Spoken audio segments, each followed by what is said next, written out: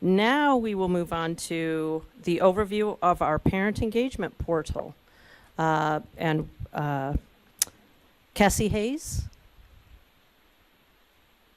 Good afternoon. And if you will just hit your speak button, the person. Go ahead.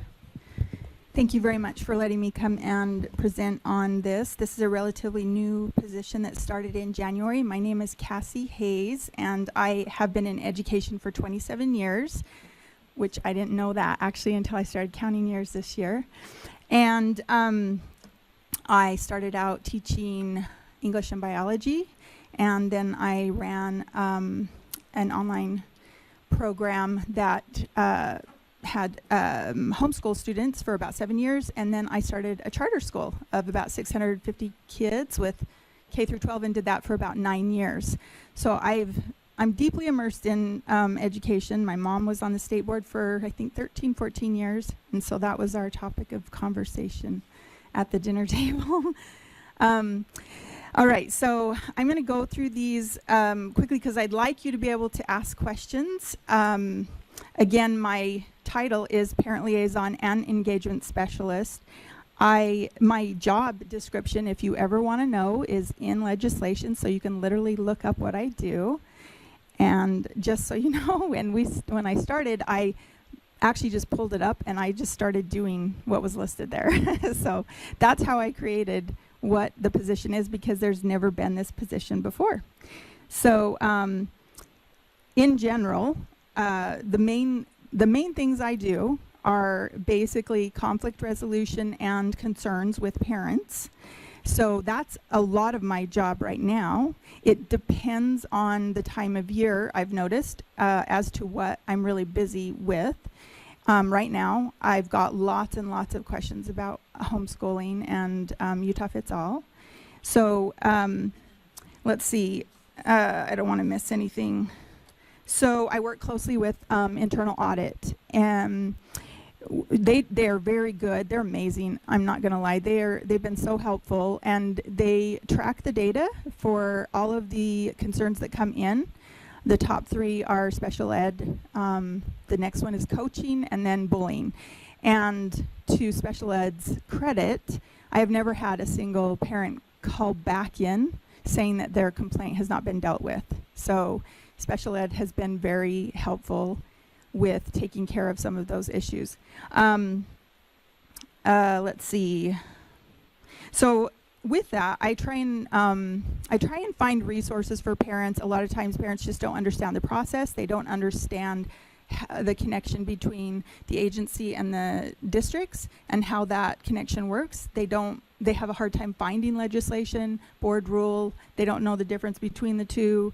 So there's a lot of things that I just help them navigate and try and find resources and give to them. That I'm going to jump over to the parent portal with that which is, well, okay, like on the parent engagement, actually, I'm going to go through that really quickly, just so you know.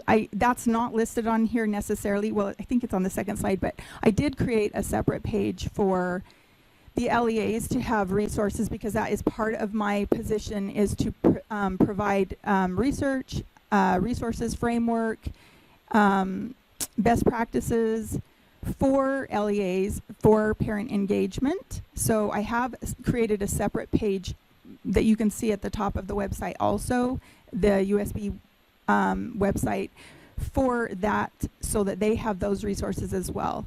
I have actually been meeting with a lot of superintendents. I kind of started with rural schools because I'm familiar with a lot of the rural schools boards, and so I've met with quite a few superintendents about parent engagement. I'm trying really hard. One of the things that a lot of people have been concerned about and would like to see happen is more of a, instead of it just being a component of certain programs, for it to be more systemic through the entire educational system. You know, parent engagement is really, it's hard because it's a nebulous thing, and it's difficult to implement. It takes a lot of time and a lot of dedication to do it, the right way, but there are definitely best practices for that. So I try and share those with the LEAs. Let's see. The next slide, which I don't know if, well, military families, I'll go over that as well. I am also supposed to be coordinating on military families, and I have been working with different entities outside of the USBE, and I'm meeting with, for instance, the new PTA specialist for military families. I've been working a lot with the PTA, Utah PTA, on parent engagement also, a lot of different entities for that.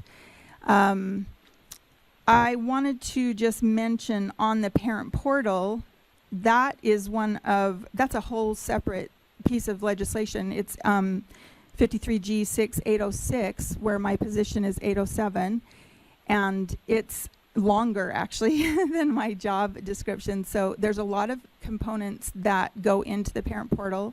That is, it's supposed to be reviewed yearly, but I review it at least once a month, you know, obviously for broken links or outdated information, and it's quite robust. There's a lot of information on there. I try really hard to go through the USBE website and look at it from a parent perspective because most of the website caters to LEAs, so I try to look at it from a parent perspective on trying to find information and resources that they might need. I'm always open for suggestions if you know of something that you think parents need and that it's difficult to find. So I'm trying to make it easier for them to find those things. It's also ADA compliant, so it might not be really pretty, but it's functional. It's super functional and accessible. I think as far as like the going back to parent complaints, the feedback has been very positive from parents. I've had nothing but praise for this position being put in place because they feel like they have someone that will listen to them and take their concerns seriously. So that's been really positive. And honestly, I love that part of the job. I love talking to the parents. And yeah, I don't know, anything, you guys can ask questions. I would love to answer any questions that you have. You can look up my job and all that stuff anytime. I grabbed the mic back. Okay. Vice Chair Hart's around the show. I'll just a comment, and if folks have other questions, but I sort of was part of getting this rolling, and Karen Peterson ran the bill, and this board evaluated it and whittled it and sliced and diced and shaped it and then put it up to the legislature, and then it took a little bit to get the funding and the hiring. But, you know, we initially described this as having a reactive and a proactive component. And we've had some parent and community outreach through our title programs and still do.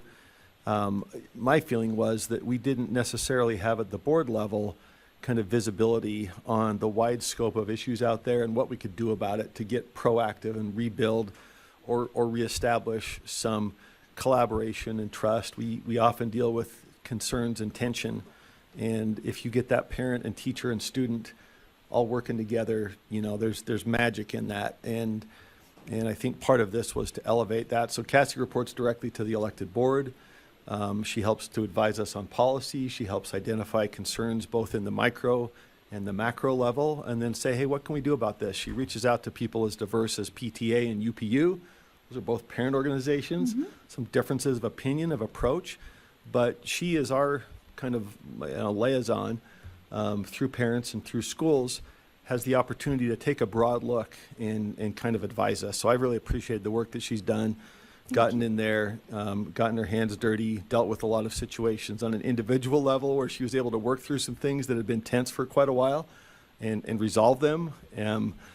Just personally, I'll say I ran against her mom 8 years ago, Yeah. Dixie. We both lost to Elisa Ellis, who some of you know.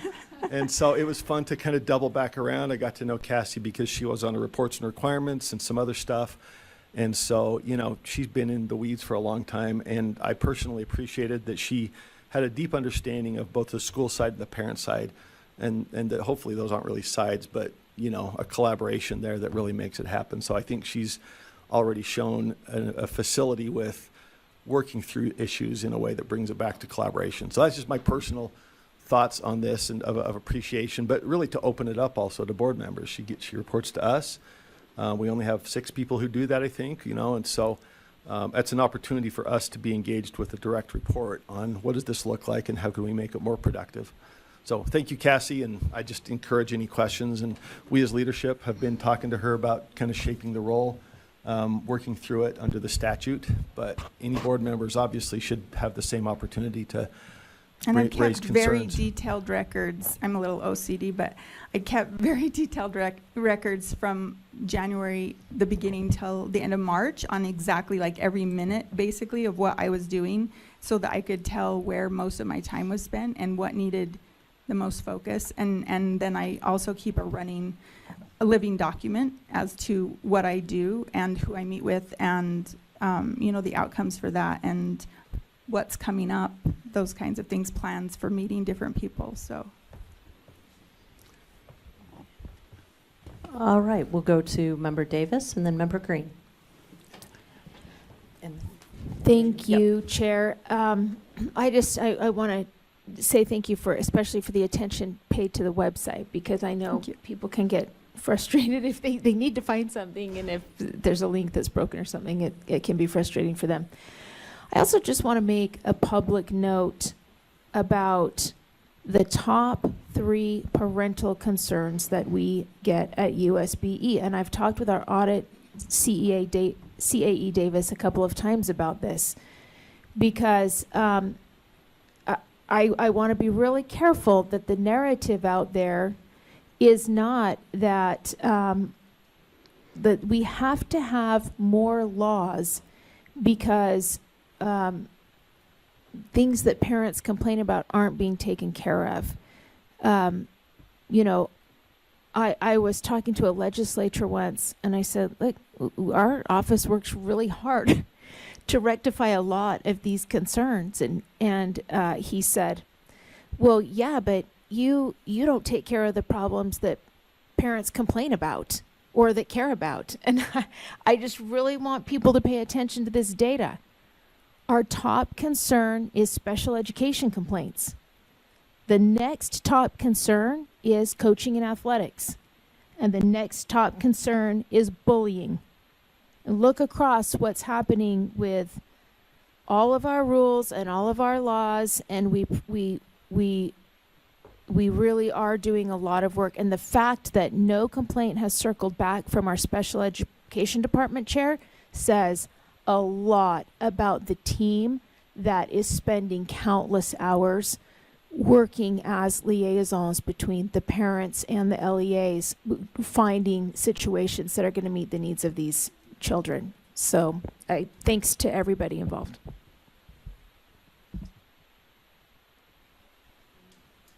Member Green, then Member Carey, and then Vice Chair Earl. I'm just really grateful that this is something that we have started. I know that this is definitely something that we've needed to address. I've said for a long time at, different microphones that parents come and they put together their thoughts or their concerns or complaints because they've hit a wall with doing that in whatever realm that is. And they come and speak, and that kind of floats off into nowhere, and it doesn't really land anywhere. And I've shared that with, Chair Moss multiple times in conversations that we've had. And so I'm just very grateful that this is a very positive step forward. And I know that this is a role that I'm sure you've experienced can be heavy and get a little sticky and complicated. So I appreciate that you would take on some of these difficult issues. And I just want parents to know that we do have a board here that is trying to address that in a very real way, that we're trying to represent them in the work that we do and the concerns that they have, because parents really are, they have their children that come to school, and sometimes there are things that happen that need to be addressed, and sometimes, locally we don't necessarily know how to address that. I listed and I won't list them out loud, but I just sat here and listed items of situations that I've been brought with, and some of them I've voiced on the record here that not everything is well, but we have an opportunity to help address those things. So if I may ask now with that question, as a board member that has brought concerns, can we come to you as a board member as kind of that beginning liaison between parents that have stepped outside of their district, come to the state level to get those conversations going locally again? Like, is that a proper way to engage May I in this? respond to that? So I would love it if more people reached out, because in my job, I'm supposed to help LEAs in this same fashion with, these same issues. And I would love it if they reached out more sometimes too. So it would be great. And in those responses, I just want people to know I'm very transparent and authentic. I don't like giving lip service to people. I really want people to feel heard, and I want them to know that I am authentically trying to help them solve whatever that problem is. And sometimes I can't solve the problem because it's, not mine to solve. I don't have the capability, but at least they feel heard and they feel like I'm trying to help them get to where they can get their problem resolved. So yes, I would love that, and I do have some board members will shoot emails and say, can you help with this, and then I reach out to those people. So yeah, I would love that. Yeah. Thank you. And can I follow up real quick? I think also one of the things that I'm realizing as I've engaged in this over the last almost 2 years is it really comes down to finding the right person to talk to. And I'm learning how to better do that as well. But I think that is, we had our local tribe down where I live, and about some curriculum inquiries that they had about Native Americans and the teachings, and I was able to find the right people here. I was able to give that to a local board member. They were able to go and take that. So it was a really kind of beautiful, like, iron out the controversy thing, and help address those needs. Mm-hmm. But there was that legwork that was required. Yes. And so I would just say, I would just encourage parents to reach out with their concerns, because I do feel like there are quality checks here, and there are people that specialize in their questions, and I think that we're here ready and willing to serve them and help them. Yes. Thank you. Thank you.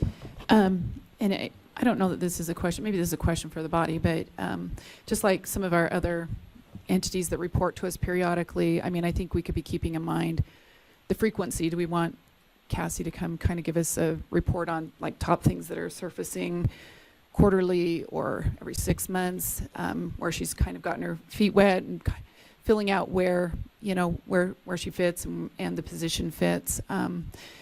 As she moves along, that may be something we stick on there quarterly or every 4 months or something, or that is quarterly, something like that, right? You get the idea. So anyways, and one of the things I wanted to just mention is I think sometimes even constituents, when they call me, just getting them a process helps. And I think Cassie's been good about that, providing them the process and then the person that they need to get to get the information, instead of out here in no man's ville where they're not sure how to approach something. So thank you. I appreciate that work.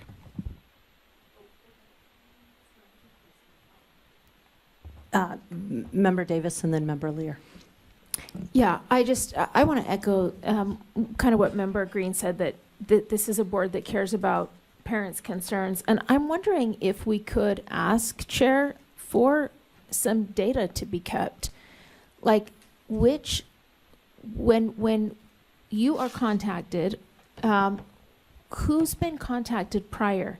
How many levels at the LEA did the parent try to resolve the issue? Because I'm finding when parents contact me, I will offer to go with them to the teacher, the principal, whatever. They know where to start, but they don't know what to say. And they're worried there are going to be repercussions for their kids. And so sometimes it's just a bit of coaching. And then we've worked through, issues that come up in my district, and it's gone really well. And the teacher, the principal, or the district folks are responsive. Sometimes I don't even need to go with a parent. They just kind of need a little guide to how to get this conversation going. So I think that data would be really important, because if we're finding that people are coming to you first half the time, then maybe there's some training that could be had on the LEA level on how to train parents about what to say, or how, when they have a concern, or how to go through that process.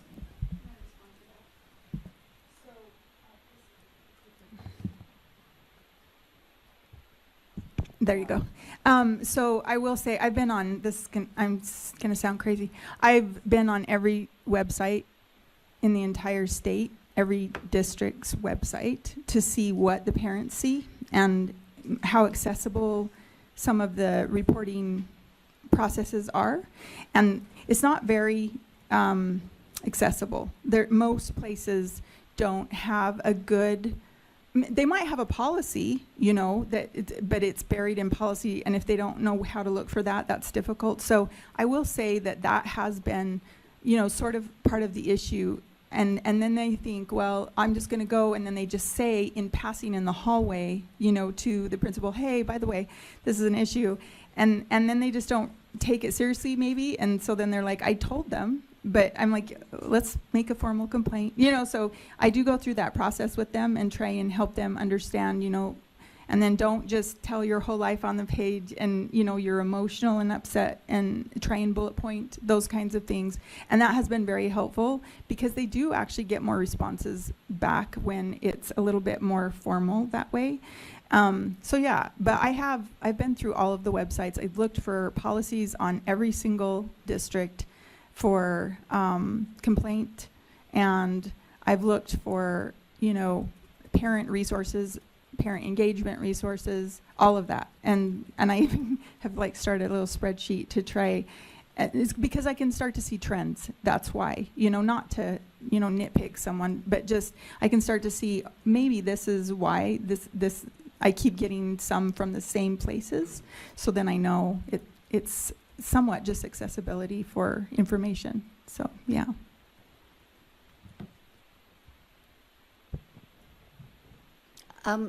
Hi, Cassie. I've known Cassie for many years, working with her virtually, and never knew what she looked like for 10 years. And so it's very interesting. Always interesting to see that. But I have I have like 2 or 3 questions, if that's okay. Nothing too long. First of all, let me just comment in relationship to Chair Moss's thinking. Just goes to show a lot of variety of board members bring a lot of different perspectives. I personally don't want any more employees responding directly to the board. I don't think we have the best ability to evaluate employees or manage employees or work with them on a day-to-day basis. It's not our training. It's not our day-to-day job. So, I mean, my druthers, if I'd really processed this, would have had you answering to the superintendent. I don't think that would stymie you, or you sound like a very independent person and you would have done your job well. So I wish that were the case, but we are, and we keep adding employees that we don't really have the expertise to manage, I don't think. But that's a little bit of an aside and just a concern. Secondly, though, do you feel like there is an even balance, or do you feel like this is kind of an impression kind of question, but do you feel like there's a balance between what parents bring you and getting the LEAs to work with them? Do you feel like it's, you know, are the LEAs always, and I know you're going to say, no, you know, the LEAs aren't always wrong, but I mean, do you feel like it's a good, you have an opportunity to sometimes tell parents, you know what, the LEA gets to make a choice in this case? And then you also said districts a lot, but I'm hoping and thinking you are also working and looking at websites of charter schools, which brings up the number of them to 160 instead of 41. But anyway, so back to my question. Do you feel like there's a balance of sometimes when you say to parents, you know what, this is a wicked problem, we can't fix it? Yes. So I do wish, like I said, I had more interaction with the LEAs, because I think some of the issues that come up could be mitigated more quickly because of if I had more communication with them. I do reach out, but in all honesty, some of those situations, the LEA will be slow to respond sometimes to the parent because they are trying to, get their ducks in a row. They're trying to investigate what's been going on, those kinds of things. So I do tell the parents sometimes, a lot of the times the parents just don't know the process, and so they assume something, and then that makes them angry because they don't hear back or something like that. But I do tell them sometimes, like actually and a lot of parents, I'm not going to lie, a lot of parents have the idea that this agency has, is like a mom and can say, stop it, and that's not the way it is. And so I try and explain to them, like these districts and charter schools, they have autonomy. They have their own policies even. And so once I explain it to them, it makes more sense. And sometimes it fixes the problem because they start to understand that, oh, that's not even in the realm of possibilities. And sometimes it is something that's not fixable. And sometimes it's something that's much higher up than we are. It's it's like vaccinations, like I don't get to rewrite the vaccination law, and neither does the agency. And I've had some parents really angry at schools for that. And I have to explain to them that is the actual law. So they don't get to change that. And so they're like, oh, so I need to go to a different location to remedy that. Yes. So yeah, it is that way. I do think there's a little bit of a gap with the, I feel like sometimes the LEAs get very frustrated. They don't know how to respond sometimes to the parents and their complaints and some of these situations for legal reasons. I think they get worried about that. And so, and being a director of a charter for that long, I'm familiar with that kind of stuff. So when you say sorry, just two more.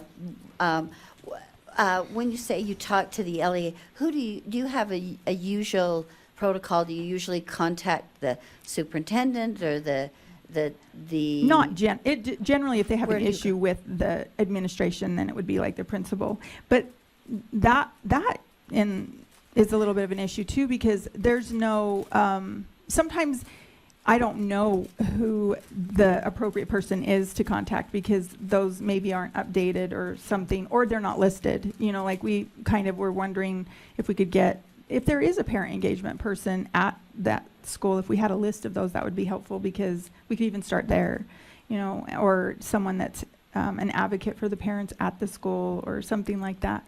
It would be nice to know if that is in play. But otherwise, it's the administration, of the school yeah, that you of contact? the school directly, unless it's escalated for some reason beyond that already to the district or board level, like a charter board, and they're the ones handling that. And do you feel like the principals or the administrator that you contact is sometimes uncertain how to respond to you because they're not really in charge? Well, I think they don't know what I am.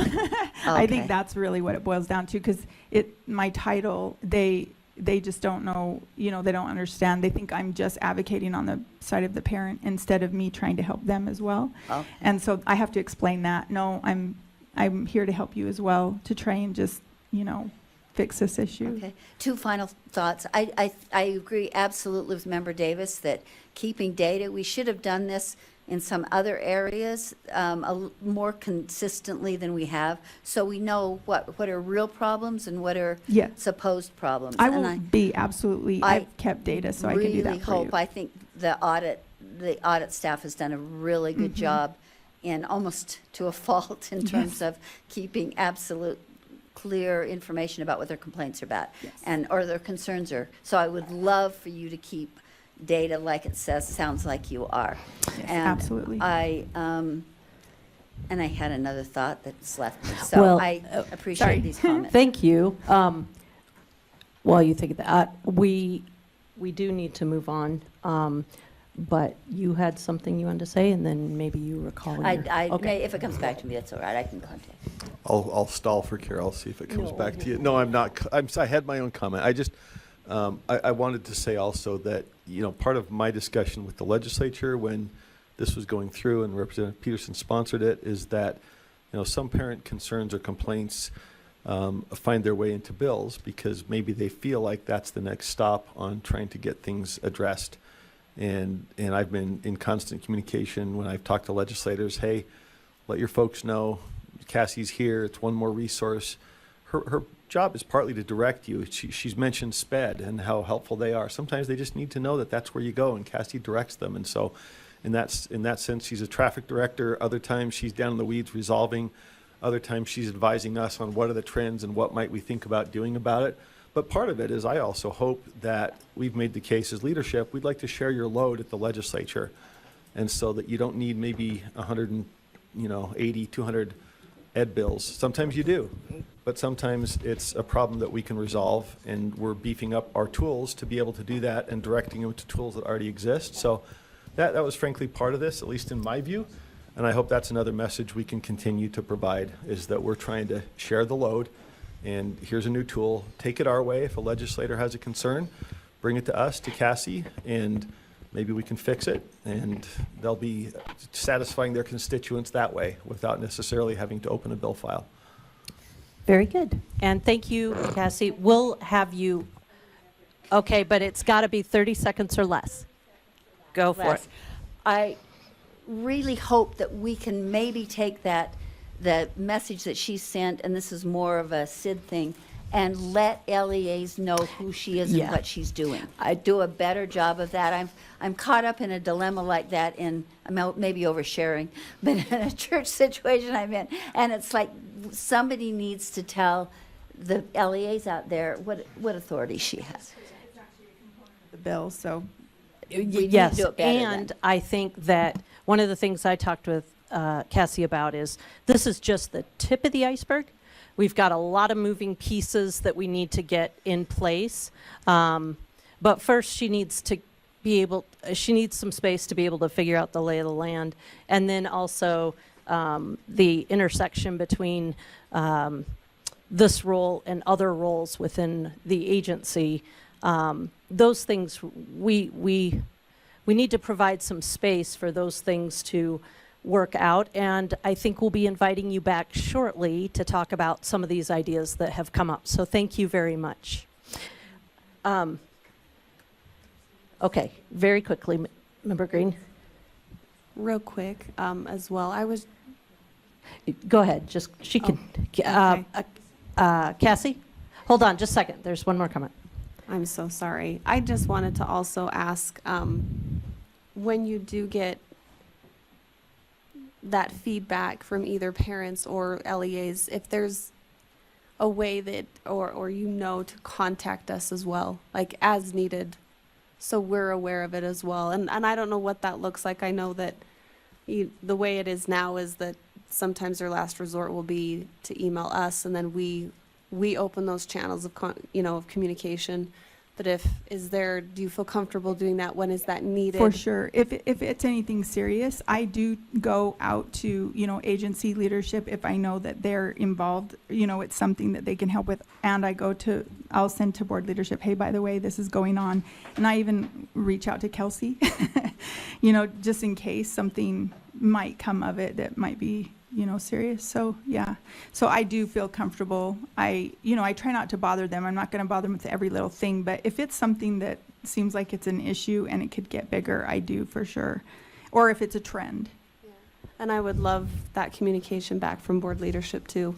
Yeah, you're right, right. If it's in our district. Yep, Right. yes, go right down the line. I'll start trying to disseminate the data by, area too, so that makes it a little bit easier. I do have it by school, but just not by area, so yeah. Yeah, and I know that CEA Davis is working with some of that, and she'll be able to help you with some of that data reporting. Thank you very much.